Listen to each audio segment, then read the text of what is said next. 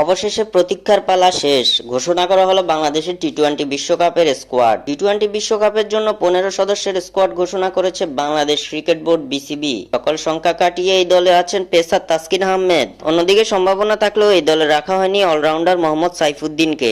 তার পরিবর্তে তানজিম হাসান সাকিবকে দলে রেখেছে বিসিবি। অন্যদিকে টানা ব্যর্থতার মধ্য দিয়ে যাওয়া লিটন দাসকে রেখেই দল ঘোষণা করেছে বিসিবি। নাজমুল হোসেন শান্তকে অধিনায়ক এবং তাসকিন আহমেদকে সহ অধিনায়ক করে 15 সদস্যের এই দল ঘোষণা করেছে বাংলাদেশ ক্রিকেট বোর্ড। এক নজরে টি-20 বিশ্বকাপের জন্য বাংলাদেশের ঘোষিত দল: নাজমুল হোসেন শান্ত, তাসকিন আহমেদ, লিটন কুমার দাস, সৌম্য সরকার, তানজিদ হাসান তামিম, সাকিব আল হাসান, তাওহিদ হৃদয়, মাহমুদুল্লাহ রিয়াদ, জাকের আলী অনিক, তানভীর ইসলাম, শেখ মাহেদী হাসান, রিশাদ হোসেন, মোস্তাফিজুর রহমান, শরীফুল ইসলাম, তানজিম হাসান সাকিব। ট্রাভেলিং রিজার্ভ হিসেবে এই দলের সঙ্গে যাবেন আফিফ হোসেন ধ্রুব ও পেসার হাসান মাহমুদ।